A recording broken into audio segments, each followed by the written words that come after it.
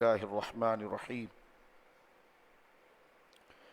وصارعوا إلى مغفرة من ربكم وجنة أرضها السماوات والأرض أعدت للمتقين الذين ينفقون في السراء والضراء والكاظمين الغيظ والعافين عن الناس والله يحب المحسنين آمنت بالله صدق الله العظيم ببركة إن الله ملائكته يصلون على النبي يا أيها الذين آمنوا صلوا عليه وسلموا تسليما اللهم صل على سيدنا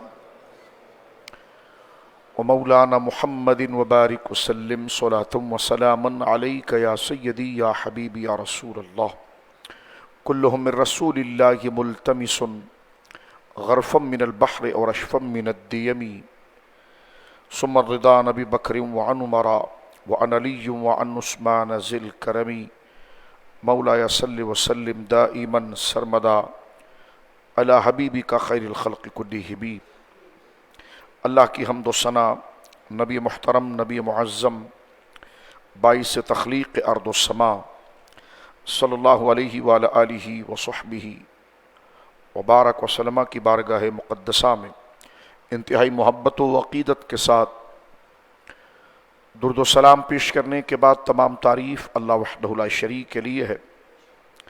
گزشتہ جمعے کے درس قرآن میں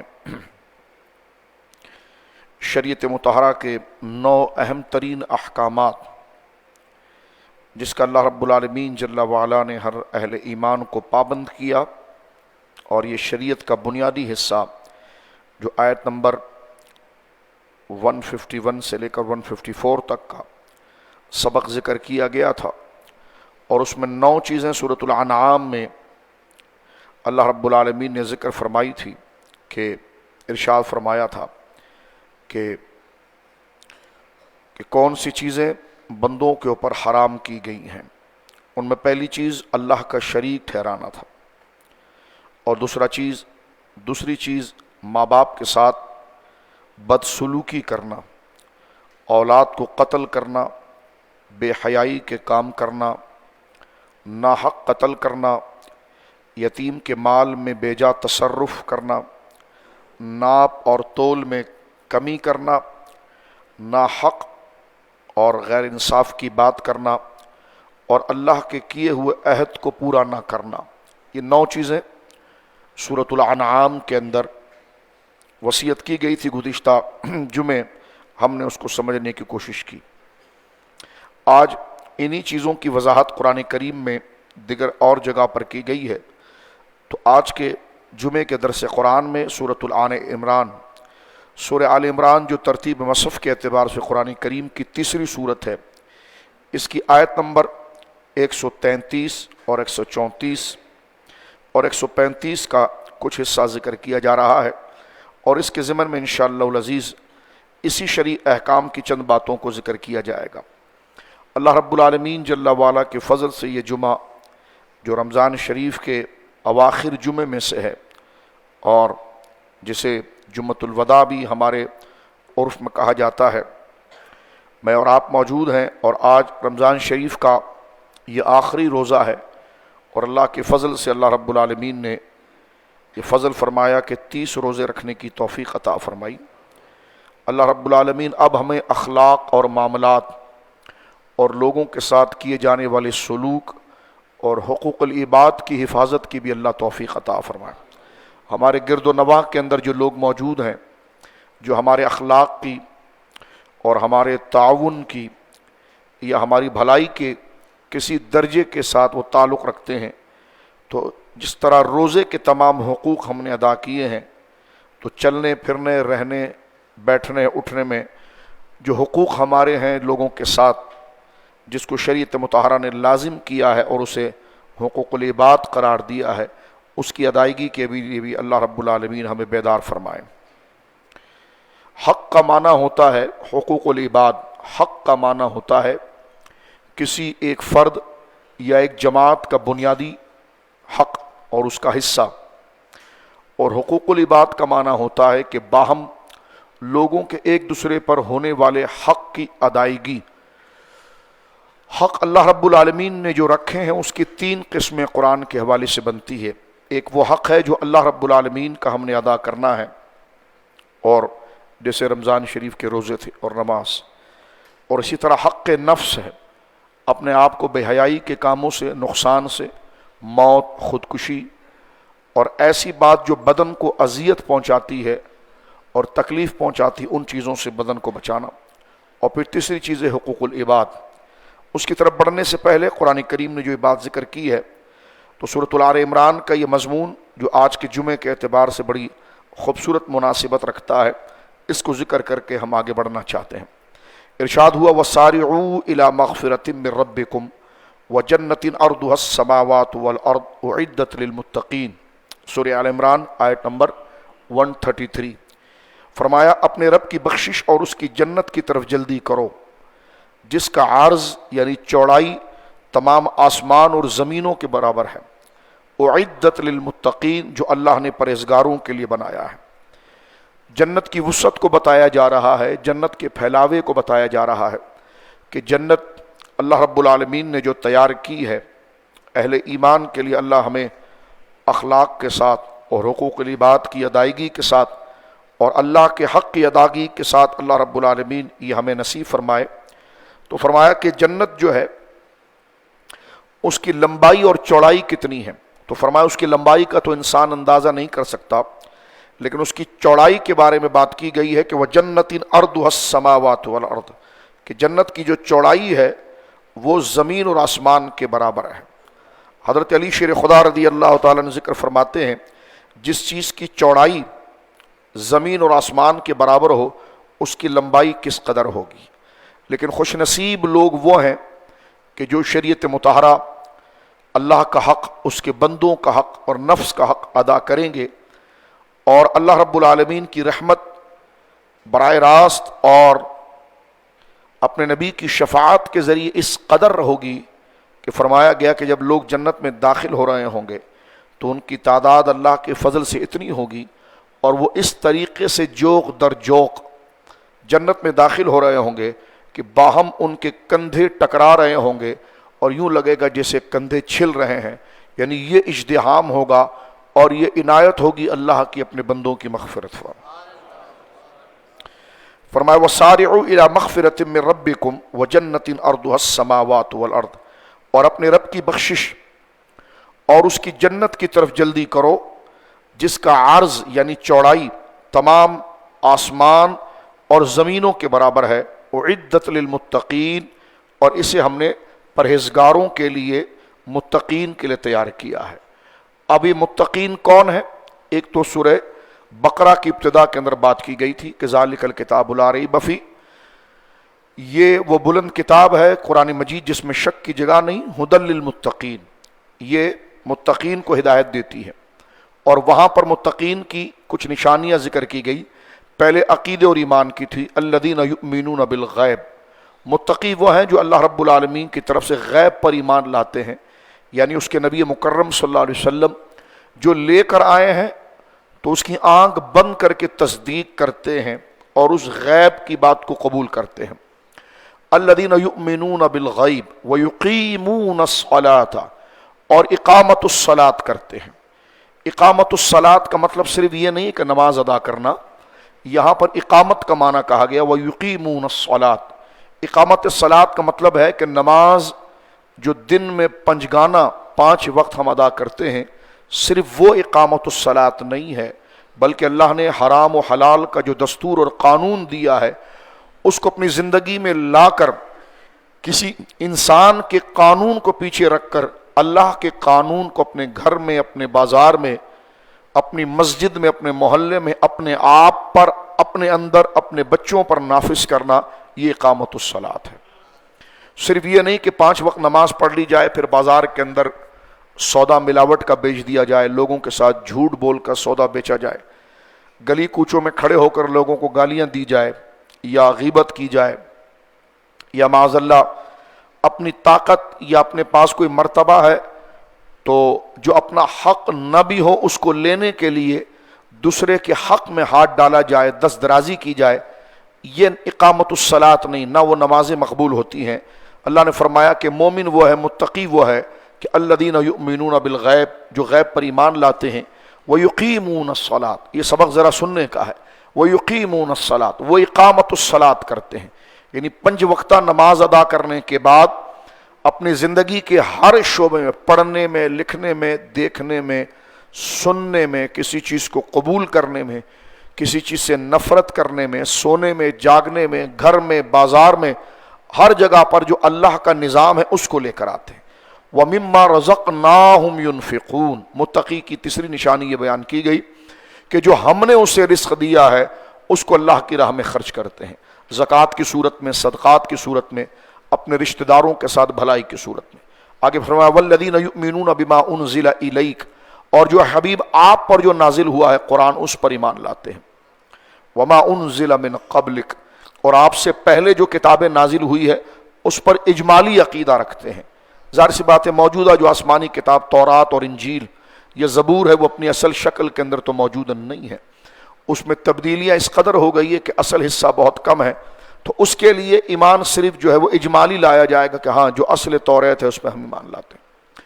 آگے فرمایا کہ وَبِالْآخِرَةِ هُمْ يُوقِنُونَ، متقی کون ہے؟ فرمایا ان کی ایک نشانی ان تمام چیزوں کے ساتھ غیب پر ایمان، اقامت الصلاۃ، انفاق فی سبیل اللہ، اللہ کی راہ میں مال خرچ کرنا، قرآن پر ایمان، سابقہ کتابوں پر ایمان کے ساتھ وَبِالْآخِرَةِ هُمْ يُوقِنُونَ، اور وہ اس بات پر یقین رکھتے ہیں کہ ہم مر کر مٹی نہیں ہو جائیں گے بلکہ قیامت کے دن ہمیں زندہ کیا جائے گا، اور آخرت کا ایک دن موجود ہے جس میں بعض پرس ہوتی ہے۔ اللہ فرماتا اولئک علی ھدی من ربہم، یہی وہ لوگ ہیں جو اپنے رب کی طرف سے ہدایت پر ہیں، واولئک ھم المفلحون، اور یہی لوگ ہیں جنہوں نے دنیا میں کامیابی پائی۔ تو ایک متقی کا تعارف وہاں کرایا گیا جو 5 آیتیں سورہ بقرہ کی شروع میں، اور یہاں فرمایا گیا ہے کہ ہم نے جو جنت تیار کر رکھی ہے جس کی چوڑائی آسمانوں اور زمینوں کے برابر ہے، اعدت للمتقین، ہم نے پرہیزگاروں کے لیے اس کو تیار کیا ہے۔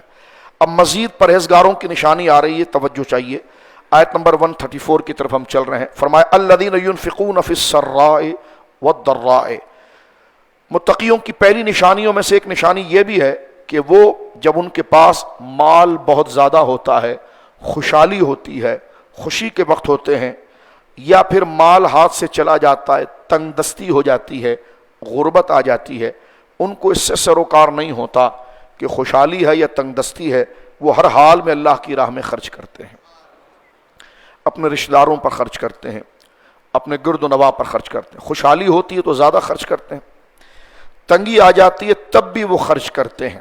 فرمایا والکاظمین الغیظ، اور ان کی ایک نشانی ہے کہ وہ غصے کو پینے والے ہیں، والعافین عن الناس، لوگوں کی خطاؤں سے درگزر کرتے ہیں، معاف کر دیتے ہیں۔ واللہ یحب المحسنین، اور اللہ کو ایسی نیکی کرنے والے لوگ پسند ہیں۔ یہاں پر ایک واقعہ موجود ہے کہ سرکار سید السجاد امام زین العابدین رضی اللہ تعالی عنہ آپ تشریف فرما تھے، تو آپ کی باندی جو تھی وہ آپ کے پاس آئی اور اس نے آپ کو وضو کے لیے پانی پیش کیا، یا روایت میں آتا ہے کہ کوئی گرم کھانا اس نے دیا، اور وہ آپ کے بدن کے اوپر گر گیا، جس سے آپ کے بدن کو بڑی تکلیف پہنچی۔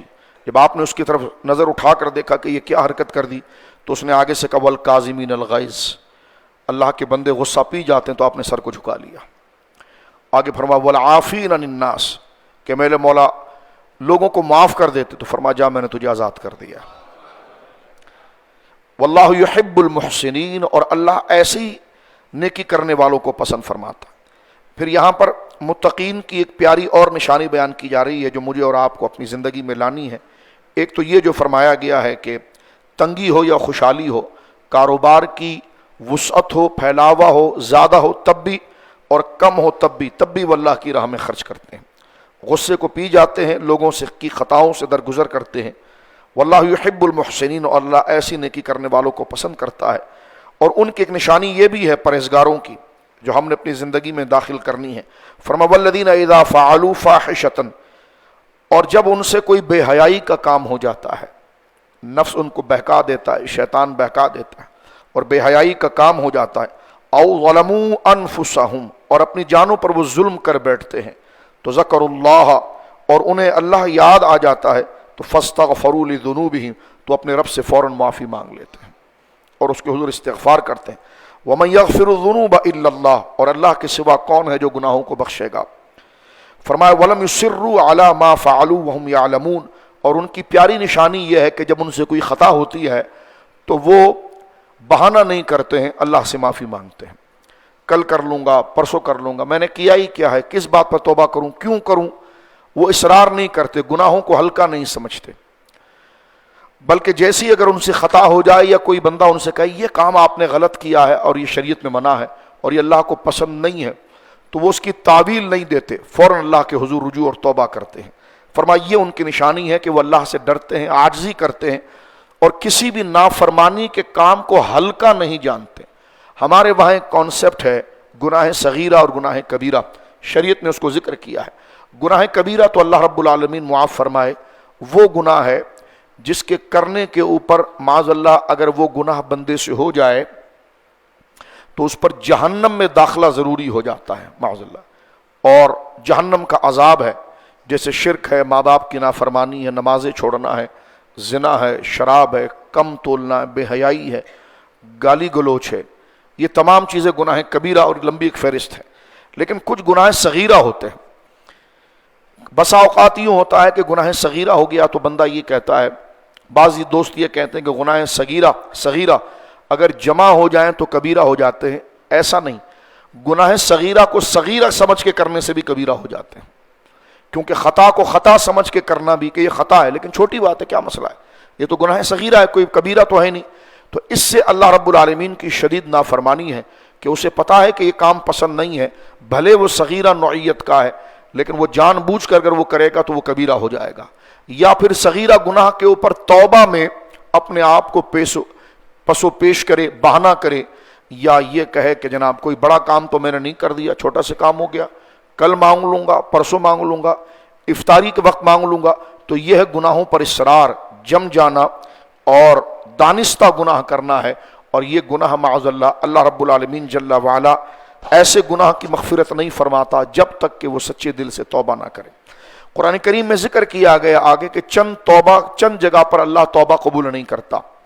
ایک وہ جو گناہ پر ڈٹ جائے اور اس گناہ کو گناہ نہ سمجھے، ایسے بندے کی توبہ قبول نہیں ہوتی معاذ اللہ.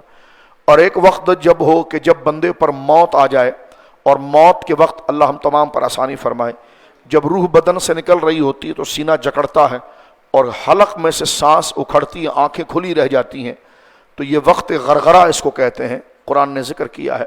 تو وقت غرغرہ اس کو تمام چیزیں، فرشتے نظر آ جاتے ہیں اور اس کو تمام چیزیں نظر آتی ہے اور وہ کہتا ہے وَإِنِّي تُبْتُ الْآنَ، میں اب توبہ کرتا ہوں. تو اللہ نے فرمایا اب توبہ قبول نہیں ہوگی.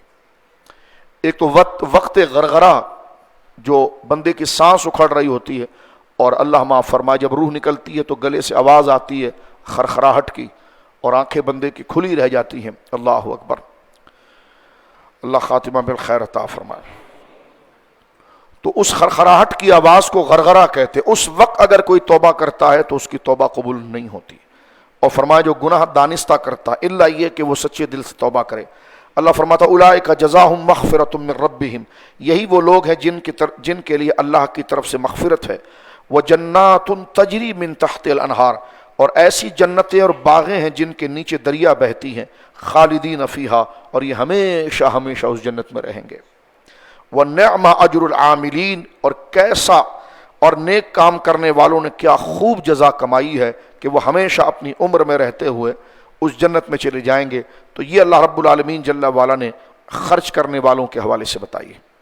جو سورۃ الانعام کی ہم نے آیت نمبر 154 تک کا درس سنا تھا، اس میں 9 چیزیں ذکر کی گئی تھیں جس کو میں نے شروع میں ذکر کر دیا تھا. اب میں اس سورہ آل عمران کے بعد ہم سورہ لقمان کی طرف آ رہے ہیں. سورہ لقمان جو ہے وہ قرآن کریم کی 31 سورہ ہے، جیسے پہلے سورہ فاتحہ ہے، سورہ بقرہ ہے، سورہ آل عمران ہے، اور یہ پارہ نمبر 21 ہے. اس کو بھی نوٹ کر لیجئے. اللہ رب العالمین جل وعلا نے حضرت لقمان کے ایک واقعے کو ذکر کیا. اللہ کے کچھ بندے ایسے ہیں کہ جنہوں نے اپنی طرف سے کچھ ایسے اچھے کام کیے اللہ کی توفیق سے کہ جو براہ راست ان پر نہ کوئی وحی ہوئی تھی، لیکن وہ اچھے کام تھے، نبیوں کی اتباع میں یا کسی نبی کی شریعت کے وہ پابند تھے، اس کی اتباع میں انہوں نے اچھے کام کیے اور وہ کام بڑے مضبوط تھے اور ضروری تھے. تو اللہ کو اتنے پسند آئے کہ اللہ نے ان واقعے کو اپنے حبیب کے سینے پر اتارا ہے.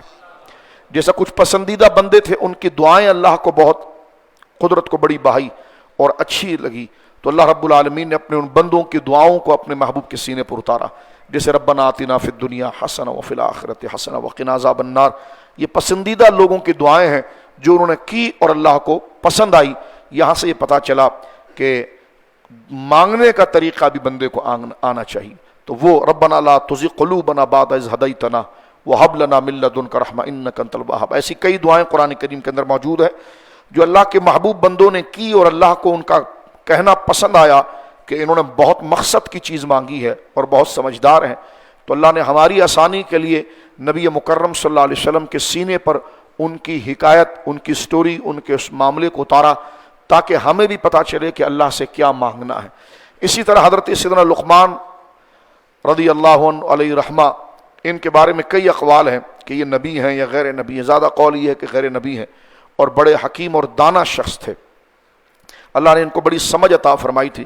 انہوں نے اپنے بچوں کو وصیت کی تھی اور قرآن کریم نے سورہ لقمان کے اندر آیت نمبر 13 میں، اس 13 سے لے کر 14 15 میں اس کو ذکر کیا ہے اور بڑی توجہ طلب چیز ہے. اس کو آپ دیکھیے کیونکہ اللہ نے اس بات کو پسند کر کے اپنے نبی کو بتایا، اپنی امت کو یہ سکھائیے کہ ایسے ہوتے ہیں والدین کہ جو اپنے بچوں کے ساتھ ایسا معاملہ کرتے ہیں، اور ایسے سمجھدار لوگ ہوتے ہیں جو اللہ کے لیے ایسا سوچتے ہیں اور اس پر عمل کرتے ہیں. فرمایا وَإِذْ قَالَ لُقْمَانُ لِابْنِهِ، حضرت لقمان نے اپنے بیٹے سے کہا، وَهُوَ يَعِظُهُ، کہ وہ نصیحت کر رہے تھے اپنے بیٹے کو، یا بنی لا تشرک باللہ، اے میرے بیٹے اللہ کے ساتھ شریک نہ ٹھہرانا. شرک شراکت کے ساتھ ہے، جس کو پارٹنر بھی کہتے ہیں آپ. اللہ کا حق کسی اور کو دینا یہ شرک ہے. شرک کی تعریف علماء نے، بعض لوگ جلد بازی میں شرک کی تعریف یہ کہتے ہیں کہ اللہ کی جو صفات ہے وہ بندوں کے لیے ماننا، یہ شرک ہے. لیکن ہم نے کہا، یا کہتے ہیں کہ جو جس نام سے اللہ کو پکارا جائے اس نام سے بندے کو پکارنا شرک ہے. تو ہم نے کہا رحیم تو اللہ بھی ہے، اور رحیم اللہ نے اپنے محبوب کو بھی قرآن میں فرمایا ہے. کریم اللہ بھی ہے، کریم اللہ نے حضرت جبرائیل کو بھی کہا ہے. تو اس میں تھوڑی ڈیٹیل ہے، یعنی جس معنی میں اللہ کو مانا جاتا ہے اس تمام شان کے ساتھ اگر وہ حق کسی بندے کو دیا جائے گا تو شرک ہوگا. اس کی مثال دیکھیے، ایک ہوتی ہے ذات اور ایک ہوتی ہے صفات. اب میری اور آپ کی ذات کیا ہے؟ اس کو اللہ نے بنایا ہے، یعنی ہم ممکن ہیں، واجب نہیں ہے. ممکن اس وجود کو کہتے ہیں کہ جو پہلے نہ ہو، جس کو بنایا گیا ہو. ایک میری اور آپ کی ذات ہے، ہماری ذات واجب نہیں ہے. واجب اس کو کہتے ہیں جو ہمیشہ سے ہو، اور ممکن اس کو کہتے ہیں جو پہلے نہ ہو بعد میں بنائی جائے. تو میرے اور آپ کی ذات یہ ممکن ہے. پھر ہمیں کوئی صفات اور خوبیاں ہیں، جیسے مالدار ہونا، حافظ ہونا، عالم ہونا، یہ ہماری صفات ہے. تو جس طرح ہماری ذات ممکن ہے اس طرح ہماری صفات بھی ممکن ہے. جس طرح ہماری ذات اللہ نے بنائی، پہلے نہیں تھی، بنائی گئی ہے، اسی طرح ہماری صفات بھی. اللہ وہ ذات ہے کہ جس کی ذات بھی واجب ہے اور صفات بھی واجب ہے. اس کا ہونا بھی خود سے ہے اور ہمیشہ سے ہے. اس کی صفات بھی ازلی ہے، وہ علم ہو، وہ ارادہ ہو، وہ سمع ہو، وہ بصر ہو، اس کا دیکھنا، اس کا سننا بلا تشبیہ. ایسے نہیں کہ جیسے ہم آنکھوں سے دیکھتے ہیں، ہم کانوں سے سنتے ہیں. تو اس کا ہونا حی، اس کا ہونا اور اس کا دیکھنا، اس کا سننا، اس کا ارادہ کرنا یہ واجب ہے. ہمیشہ سے یہ صفت ہے، کسی نے اس کو نہیں دی. اب جب ہم یہ سمجھ چکے ہیں کہ ہماری ذات اور ہماری صفات، تو اللہ کی ذات اور اللہ کی صفات، اب سمجھ لیجئے جیسے اللہ کی ذات ہے ہمیشہ سے اور ہمیشہ رہے گی، ایسا اگر کسی بندے کے بارے میں سمجھا جائے تو اس نے اللہ کی ذات کا حق بندے کو دیا اور یہ ذات میں شرک ہوا. اسی طرح اللہ کا علم ہمیشہ سے اور ہمیشہ رہے گا، ایسا اگر کسی کے علم کو سمجھا تو اس نے اللہ کی صفات بندوں کو دی کہ جو اللہ کا حق تھا، تو یہ صفات میں شرک ہوا. لیکن اگر یہ ہو کہ جس طرح میں اور آپ ایگزسٹ تو کرتے ہیں نا، ہماری ذات تو ہے، لیکن یہ عقیدہ رکھا جائے کہ میں ہوں لیکن اللہ کے بنائے سے ہوں، تو یہ شرک نہیں ہے. کیونکہ شرک جب ہوتا کہ جب یہ کہا جاتا یہ بندہ ہے اور ہمیشہ سے ہے بغیر کسی کے بنائے، تو وہ سملر ہو جاتا اللہ کے لیے، کیونکہ اللہ ہمیشہ سے ہے اور اس کو کسی نے نہیں بنایا. تو یہ ذات کا شرک ہوتا. علم اللہ نے ہمیں بھی دیا، ہمارے پاس بھی علم ہے، طاقت ہے، زندگی ہے، چلنا پھرنا ہے، دیکھنا ہے، سننا ہے. اور اللہ کے لیے بھی علم ہے، دیکھنا ہے، سننا ہے، حیات ہے. لیکن دونوں میں فرق ہے. ہماری حیات اللہ کی عطا کردہ ہے اور اللہ رب العالمین جل مجدہ کی حیات خود سے ہے. اب اگر کسی بندے کے بارے میں یہ عقیدہ رکھا جائے کہ اس کا علم خود سے ہے تو یہ صفات میں شرک ہو جائے گا. اس کو سمجھ لیا جائے تو بہت بڑی جہالت دماغ سے نکل جاتی ہے. صرف کسی شان کو ماننے سے شرک نہیں ہوتا، اس کو اس کی ذات کے لیے ہمیشہ کے لیے ماننا اور بغیر عطا کے ماننا یہ شرک ہوتا ہے، بشرطے کہ اس کے لیے وہ عطا ثابت ہو، جیسے انبیاء کرام ہیں، صالحین ہیں. اس کی مثال علامہ تفتزانی رحمۃ اللہ علیہ نے شرح عقائد میں شرک کی مثال بیان کی، کیونکہ حکم آ گیا ہے. حضرت لقمان نے اپنے بیٹے کو کہا تھا بیٹا تو شرک نہیں کرنا. آج کل تو فیشن چل پڑا ہے، ٹھنڈا پانی پیے تو یہ شرک ہے، بیٹھ گئے تو شرک ہے. بعض لوگوں کو شوق ہوتا ہے اپنی علمیت جھاڑنے کا، وہ ہر ایک کو شرک کے فتوے لگا رہے ہوتے ہیں، یہ بھی شرک ہے وہ بھی شرک ہے. پوچھا جائے حضرت شرک کیا ہوتا ہے؟ پتہ نہیں. تو یہ ہر ایک کے لیے شرک ہو جائے، یا کسی کو کہہ دیں گے تو شرک ہو جائے گا. یہ بھی ایک جہالت بڑی لمبی چلتی ہے. دیکھو، یا کسی کے لیے لگانا شرک جب ہوگا، پکارنا شرک جب ہوگا کہ جب یہ عقیدہ ہو کہ وہ خود سے سنتا ہے جسے اللہ کی ذات. ایسا عقیدہ اگر کسی کے لیے رکھا جائے تو شرک ہے. لیکن جاہل سے جاہل آدمی یہ سمجھتا ہے کہ نبی پاک کو یا کسی کو بندہ پکارے تو بصورت عبادت کے نہیں پکارتا، اس وجہ سے پکارتا ہے کہ اللہ ہماری پکار ان تک پہنچائے گا. تو یہ شرک کیسے ہوا؟ یہ عطا کا. اب دیکھیں حضرت علامہ تفتزانی نے جو تعریف کی ہے وہ بڑی زبردست ہے. آپ کی کتاب ہمارے مدرسوں میں پڑھائی جاتی ہے، کسی بھی مکتبہ فکر کا مدرسہ ہو وہاں یہ کتاب پڑھائی جاتی ہے. وہ فرماتے ہیں ہوا شریک فی الالوہیت بمعنی وجوب الوجود. اللہ کی ذات میں کسی کو شریک کرنا اس معنی میں کہ اس کو واجب الوجود سمجھنا. جیسے اللہ واجب الوجود ہے، واجب الوجود کا معنی ہے جس کو کسی نے نہیں بنایا، وہ ہمیشہ سے ہمیشہ رہے گا، جس کا ہونا ضروری ہے اور جس کا نہ ہونا محال ہے. ایسا اگر کوئی عقیدہ کسی بندے کے بارے میں رکھے گا تو یہ ذات کا شرک ہے. فرماتے ہیں کمال المجوسی، جیسے آگ کی پوجا کرنے والے عقیدہ رکھتے ہیں کہ آگ ہمیشہ سے ہے تو وہ اللہ کی ذات میں شرک کرتے ہیں.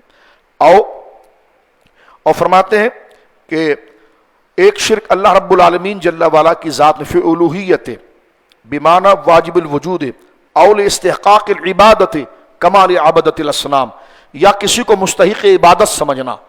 جیسے بت پرست بتوں کی عبادت کرتے ہیں تو فرمایا عبادت کے اندر کسی کو شریک کرنا یہ شرک فی الصفات ہے، اور ذات میں واجب الوجود سمجھنا یہ جو ہے وہ ذات کا شرک ہے. اور میں یہ کہتا ہوں کہ جاہل سے جاہل آدمی بھی ایسا عقیدہ نہ ذات کے بارے میں کسی کا رکھتا ہے نہ عبادت میں کسی کو شریک کرتا ہے. عبادت میں شریک کرنے کا معنی یہ ہے، عبادت کا معنی ہوتا ہے انتہائی درجے کی تعظیم. عبادت کا معنی ہے اقصی غایت الخضوع و تذلل، انتہائی درجے کی تعظیم. اب انتہائی درجے کی تعظیم کی اگزامپل کیا ہوگی؟ جیسے نماز کی جتنی ہیت ہے، سٹائل ہے، یہ تمام عبادت کی ہیں. ہاتھ باندھنا، ہاتھ چھوڑنا، سجدہ کرنا. لیکن آپ دیکھتے ہیں کہ فرشتوں کو خود اللہ نے حکم دیا تھا کہ وہ حضرت آدم کو سجدہ کریں. اب عبادت کی مثال نماز ہے، لیکن وہاں دیکھیے کہ حضرت آدم کو خود سجدہ کرنے کا حکم دیا گیا. تو پتہ چلا کہ جناب اسی طرح ہم اپنے والدین کے آگے ہاتھ باندھے کھڑے ہوتے ہیں. کسی نے کہا جی سلام میں ہاتھ باندھنا شرک ہے کیونکہ یہ جو ہے وہ ہاتھ باندھنا نماز کی علامت ہے. تو میں نے کہا آپ جو ہاتھ چھوڑ کے کھڑے ہوتے ہیں یہ بھی شرک ہے کیونکہ یہ بھی نماز کی عادت ہے. تو اتنی جلد بازی میں فتویٰ نہیں چپکا دینا چاہیے، اگلے کی نیت تمام چیزیں دیکھنی چاہیے. شرک اس صورت میں ہوتا ہے کہ جس کی تعظیم اس نیت سے کی جائے کہ وہ میرا معبود ہے، تب جا کر یہ ہاتھ باندھنا یہ کرنا شرک ہوگا. ورنہ آپ دیکھیے کہ سجدہ کرنا، صرف ہاتھ باندھنا تو نماز کی علامت نہیں ہے، سجدہ کرنا بھی تو نماز کی ایک علامت ہے اور عبادت کا ایک طریقہ ہے. اس کی اجازت کیسے دے دی گئی فرشتوں کے کہ وہ حضرت آدم کو کیا جائے؟ تو پتہ چلا وہ سجدہ عبادت والا نہیں تھا، کیونکہ تعظیم اگر ایسی ذات کے سامنے بجائی لائے، یعنی تعظیم کرنے والا یہ عقیدہ رکھے کہ جس کا میں ادب کر رہا ہوں وہ میرا معبود ہے، میرا خدا ہے، تب یہ تعظیم عبادت بنے گی. لیکن اگر وہ یہ سمجھے کہ یہ اللہ کا بندہ ہے اور اللہ نے اس کے ادب کرنے کا حکم دیا ہے تو اس کو عبادت نہیں کہیں گے، اس کو تعظیم کہیں گے. خیر، اس سے میں سمجھتا ہوں کہ مسئلہ سمجھ میں آ جانا چاہیے. آگے حضرت لقمان نے اپنے بیٹے سے کہا یا بنی لا تشرک باللہ، اے میرے بیٹے شرک نہیں کرنا. ان الشرک لظلم عظیم، کہ بے شک شرک جو ہے ضرور ایک بہت بڑا ظلم اور بہت بڑا گناہ ہے. آگے فرماتے ووصینا الانسان بوالدیہ، اور اللہ فرماتا ہم نے انسان کو والدین کے ساتھ نیکی کرنے کا حکم دیا ہے. حملت امہ، وہنن علی وہن وفصالہ فی عامین، اس کی ماں نے بہت درد و تکلیف سے اس کو اٹھایا تھا اپنے پیٹ میں، اور بہت تکلیف سے اور بڑے برداشت سے اس کو جنا، اور اس کا دودھ چھڑانا 2 سال ہے۔ ماں کے 3 حق کو رکھا گیا ہے، باپ کا 1 حق ہے۔ اس کی وجہ یہ کہ ماں برداشت کرتی ہے، بچے کو پیٹ میں اٹھاتی ہے اور اس کو پیدا کرتی ہے، جنتی ہے۔ یہ 3 جو اتنے خطرناک مرحلے ہیں کہ اگر یہ پہاڑ پر بھی ہو تو پہاڑ شق ہو جائے کہ جو ماں اس وزن کو اٹھاتی ہے۔ اس وجہ سے ماں کا رتبہ بڑا رکھا گیا کہ جب صحابی نے پوچھا یا رسول اللہ صلی اللہ علیہ وسلم مجھ پر کس کا حق زیادہ ہے، ماں کا یا باپ کا؟ فرمایا ماں کا۔ پھر پوچھا یا رسول اللہ پھر کس کا؟ فرمایا ماں کا۔ فرمایا یا رسول اللہ پھر کس کا؟ فرمایا ماں کا۔ فرمایا پھر کس کا؟ فرمایا تیرے باپ کا۔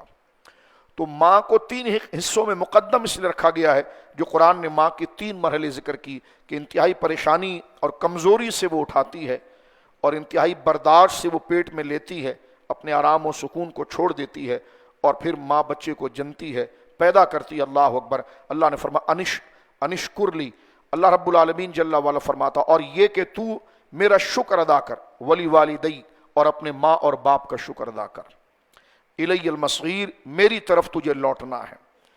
آگے فرمایا وَإِن جَاهَدَاكَ عَلَىٰ أَن تُشْرِكَ بِي مَا لَيْسَ لَكَ بِهِ علم۔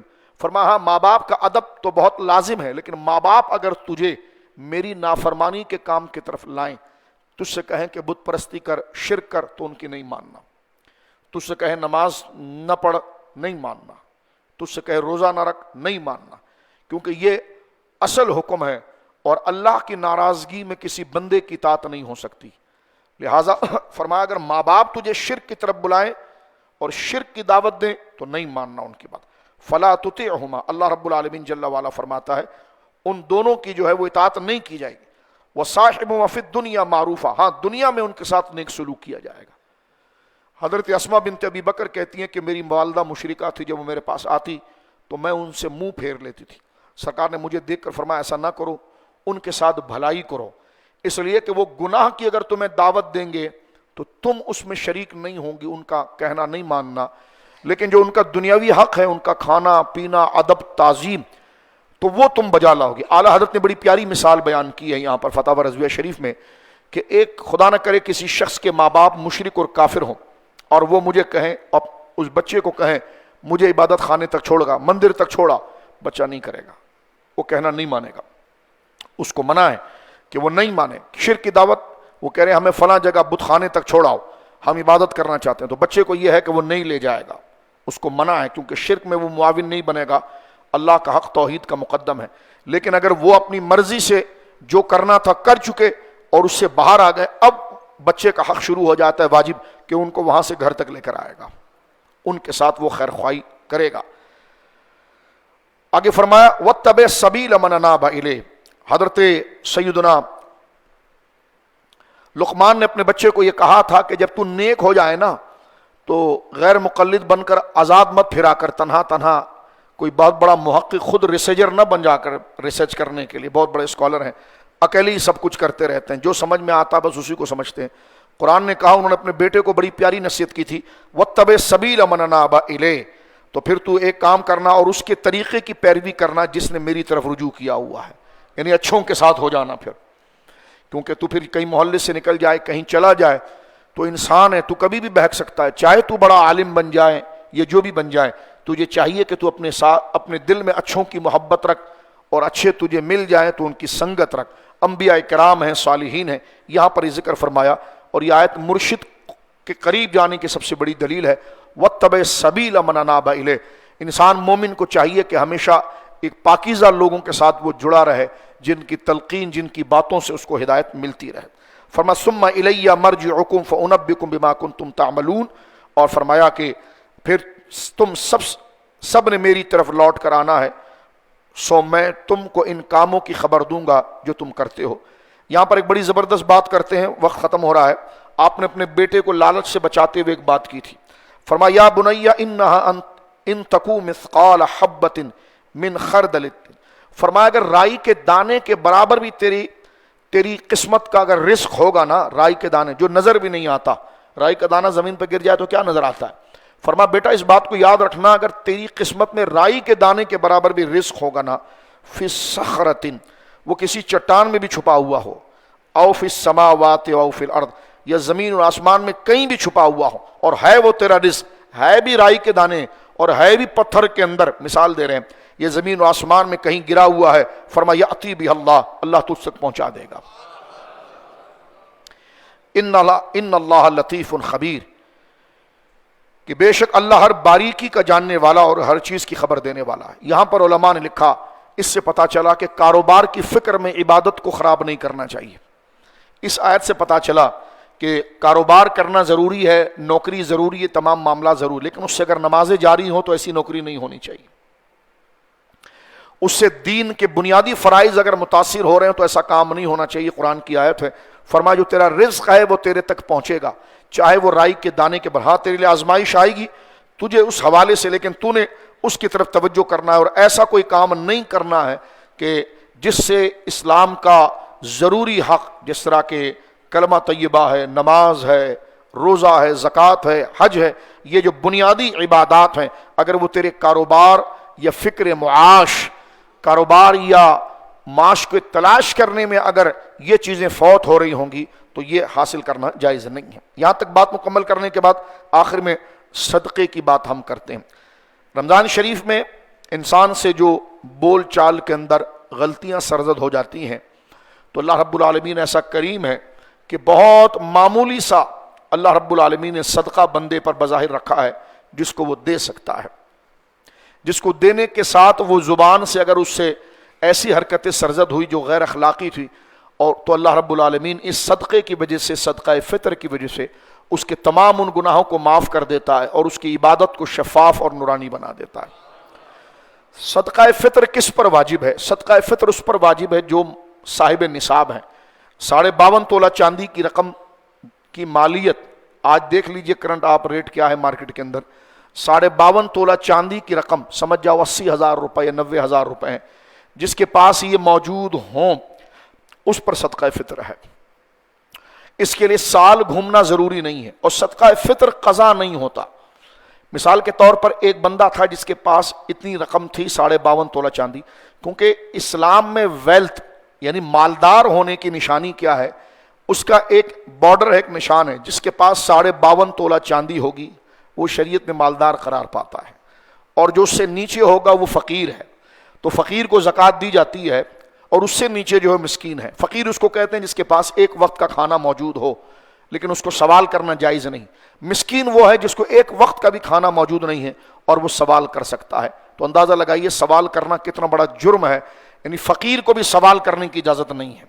سوال کرنے کی اجازت، کسی سے مانگنے کی، ہاتھ پھیلانے کی اجازت اس کو ہے جو مسکین ہے، اور مسکین اس کو کہتے ہیں جس کے پاس ایک وقت کا بھی کھانا نہ ہو۔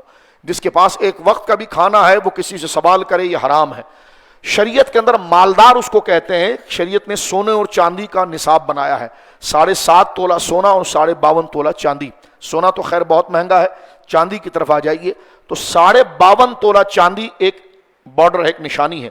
اتنی رقم اگر کسی کے پاس ہو گئی تو شریعت میں وہ مالدار ہے، اس پر قربانی بھی واجب ہو جائے گی، اس کے اوپر صدقہ فطر بھی ہو جائے گا۔ اور یہی 52.5 تولہ چاندی جس تاریخ کو آپ کو ملی ہے سال کے، تو آنے والے سال کی اسی تک اس کا اگر سال مکمل ہو جاتا ہے تو 52.5 تولہ چاندی سمجھ جائیں، فرض کیجئے فار ایگزامپل 80,000 روپے، اور سال کے ختم ہونے میں اگر وہ 80 لاکھ بھی ہو گیا تو ان تمام کی زکوٰۃ اس کو ادا کرنی ہوگی۔ لیکن جو بارڈر ہے وہ 52.5 تولہ چاندی، اس سے نیچے چلا گیا تو پھر وہ فقیر ہو گیا، پھر نصاب اس کا ختم ہو جائے گا۔ تو لہٰذا صدقہ فطر اس کے اوپر ہے اپنے گھر والوں کی طرف سے اور اپنے بچوں کی طرف سے، جس کے پاس 52.5 تولہ چاندی کی رقم موجود ہو۔ اب اس میں یہ بھی سمجھ لیجئے کہ صدقہ فطر قضا کبھی نہیں ہوتا، اس کا مستحب اور سنت طریقہ ہے، جیسے آج کل انشاءاللہ العزیز عید الفطر ہے، 30 روزے مکمل ہو، چاہیے کہ ہم آج ہی ادا کریں۔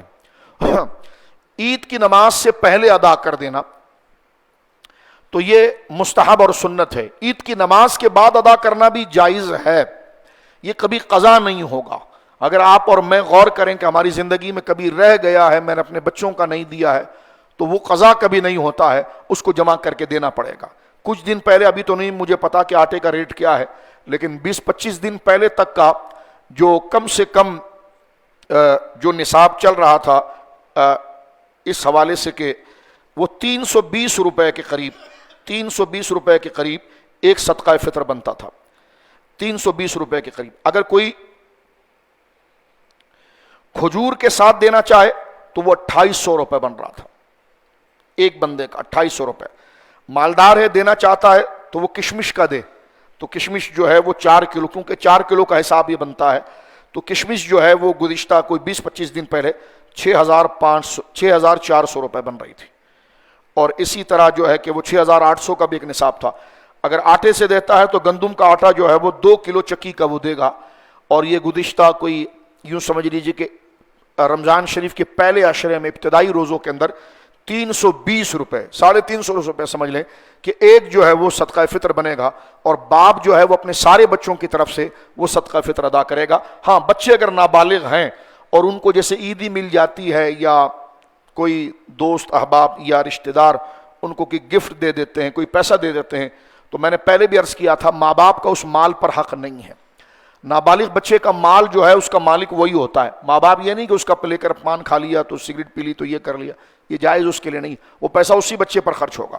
لوگ کہتے ہیں ہم سنبھالیں کیسے، اتنا پیسہ کہاں سنبھالیں، تو بچے کے کپڑے پھر اسی سے خرید لیا کریں، اس کے اسکول کا فیس دے دیا کریں، اس کو جوتے دلا دیا کریں، تاکہ اس کا پیسہ اسی کے اوپر خرچ ہو، یا پھر جمع کر کے اس کے لیے رکھتے ہیں تو وہ آپ کا مسئلہ ہے۔ تو اب اگر نابالغ ہے اور اس کے پاس اتنا پیسہ ہے تو پھر اسی کے پیسے میں سے آپ صدقہ فطر ادا کریں، ورنہ ماں باپ جو ہے وہ اپنی طرف سے بھی صدقہ فطر ادا کر سکتے ہیں اس بچے کا۔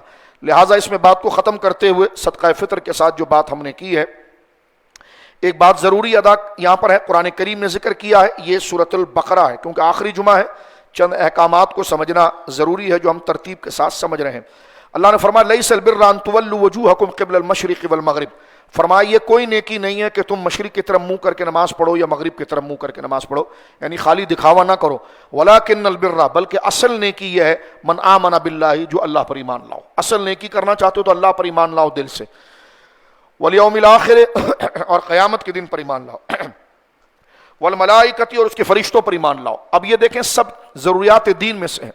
ابھی رمضان شریف آئے گا، لوگ چاند کا مذاق اڑاتے ہیں معاذ اللہ، فرشتوں کا مذاق اڑاتے ہیں، فرشتوں کے حوالے سے لطیفے بناتے ہیں، یہ کفر ہے، اس لیے کہ فرشتوں کی تعظیم ایسی ہے جیسے رسولوں کی تعظیم ہے اور جیسے خدا کی تعظیم ہے، اس لیے کہ یہ ضروریات دین میں سے ہے۔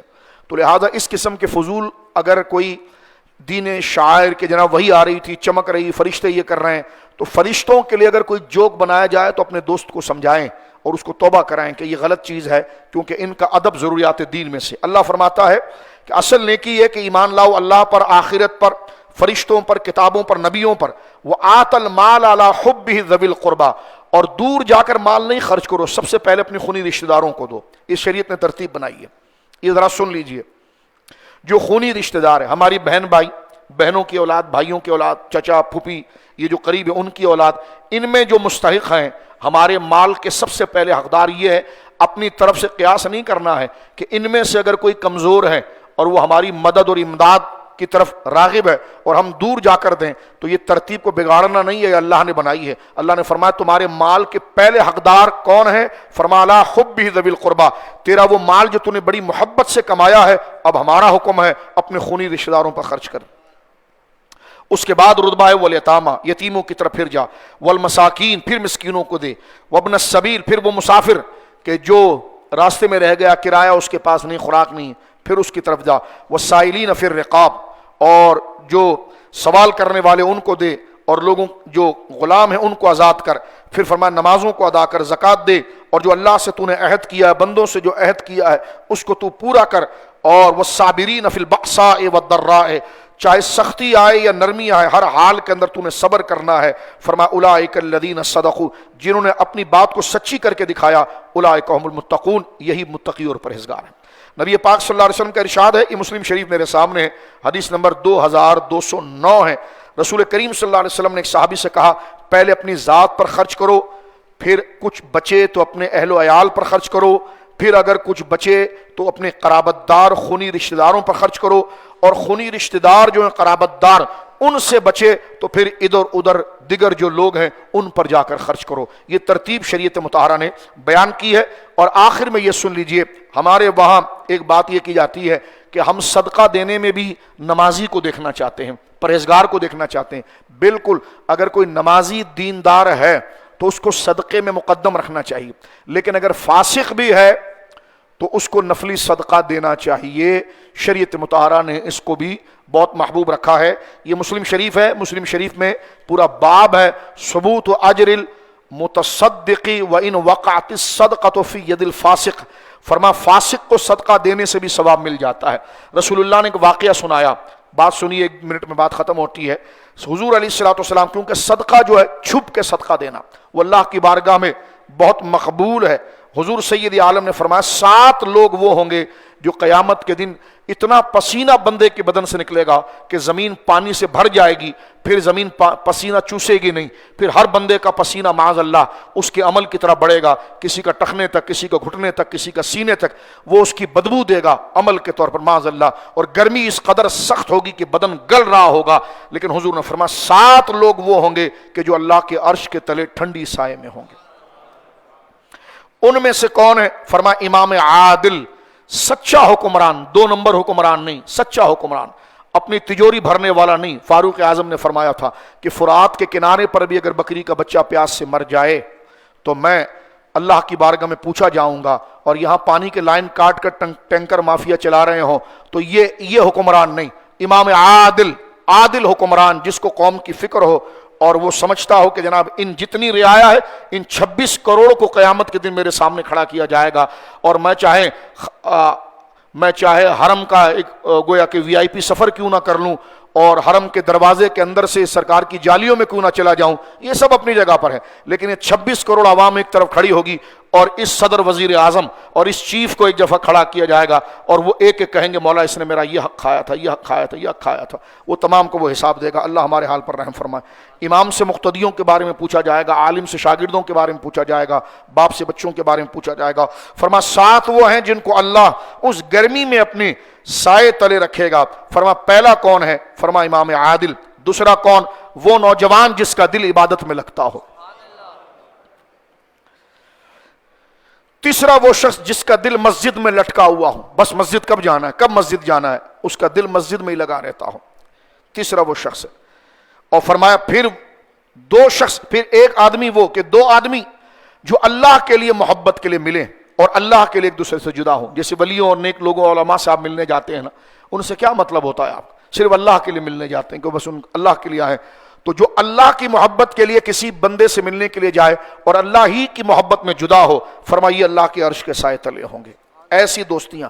فرمایا وہ شخص، پھر ایک وہ نوجوان جس کو بہت مقتدر اور حسین عورت گناہ کی دعوت دے اور وہ شخص یہ کہہ کر پیچھے ہٹ جائے کہ میں اللہ سے ڈرتا ہوں. وہ نوجوان کہہ کہ نہیں، میں اللہ سے ڈرتا ہوں، میں تیرے قریب نہیں آؤں گا.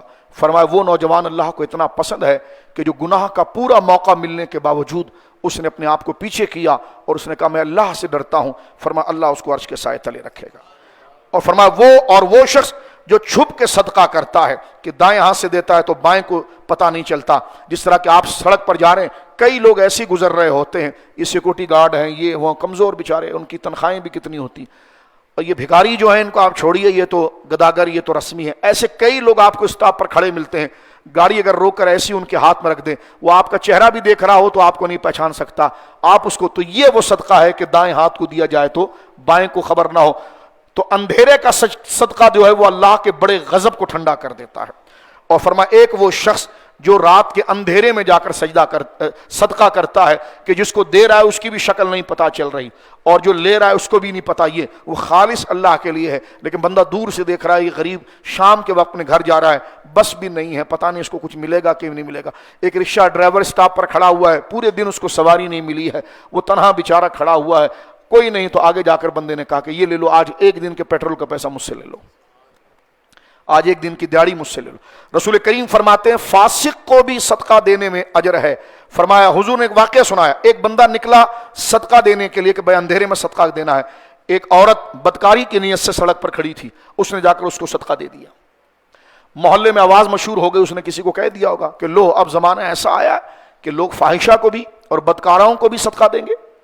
اس نے کہا ہے، اس کو اطلاع پہنچ گئی جس نے صدقہ دیا تھا، اس نے کہا بھلے کچھ بھی ہوا، میں نے اللہ کی رضا کے لیے میں کل بھی دوں گا۔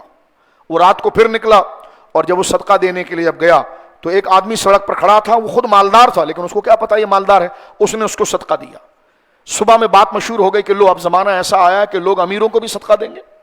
اس کو وہ بات پتا چل گئی، اچھا میرا صدقہ وہاں چلا گیا، تو اس نے کہا کہ کوئی بات نہیں، میں پھر صدقہ دوں گا۔ حضور یہ واقعہ سنا رہے ہیں، مسلم شریف میرے سامنے 2258 حدیث ہے۔ سرکار فرماتے تیسری رات وہ گیا اندھیرے میں صدقے کے لیے، ایک چور چوری کے لیے جا رہا تھا، اس کو کیا پتا یہ چور ہے، اس نے رو کر کہ بھائی یہ میری خدمت قبول کر لو۔ اس نے اپنے یاروں کو بتایا، وہ یاروں سے بات گلیوں میں آ گئی، وہ کسی نے کہا لو آج یہ زمانہ آ گیا ہے کہ لوگ چوروں کو صدقہ دیتے ہیں۔ حضور نے فرمایا کہ اس کو بات بتا دی گئی کہ تیرے تینوں صدقے قبول ہو گئے۔ وہ مجبور عورت تھی، بچوں کے لیے کچھ نہیں تھا تو بدکاری کے لیے جا رہی تھی، تو نے دیا، وہ رک گئی اس گناہ کے ساتھ۔ اور وہ جو سڑک پر مالدار کھڑا تھا نا، پکا کنجوس تھا، کسی کو کچھ نہیں دیتا تھا، لیکن جب تو نے دیا تو اس کا دل کھل گیا، واہ ایسے بھی لوگ ہیں یار، اندھیرے میں بغیر نام پوچھے کہ فلاں حاجی صاحب نے دیا، فلاں بزرگ نے دیا، بغیر اعلان کے دے جاتے ہیں، تو اس کا دل بھی کھل گیا، اب وہ صدقہ دینے لگ گیا۔ وہ چور بھی مجبور تھا، عادی نہیں تھا، لیکن اس کو ضرورت تھی اور اس نے اس کو صدقہ دے دیا اور وہ چوری سے بچ گیا۔ یہ مبارک واقعہ ہمارے نبی پاک نے بیان کیا ہے۔ یہ رمضان شریف کی آخری سعادتیں ہیں۔ اللہ ہمارے دلوں کو نیکی کرنے کے لیے نرم فرمائے اور اپنے گرد و نواح کے اندر غریبوں کا خیال رکھنے کی توفیق عطا فرمائے۔ 5 روپے، 10 روپے، 20 روپے، 100 روپے، جتنی توفیق ہے، بندہ چلتے ہوئے بھی تنہائی میں کسی کو دے سکتا ہے کہ یار اپنا کرایہ رکھ۔ وہ کون ہو آپ، یہ کون ہونے سے پہلے ہی آپ آگے نکل گئے، آپ کون اور وہ کون ہے۔ یہ اللہ کی بارگاہ میں محبوب ترین صدقہ ہے۔ اللہ رب العالمین ہماری مغفرت فرمائے اور جمعۃ الوداع میں تمام کی دعاؤں کو اپنی بارگاہ میں قبول فرمائے۔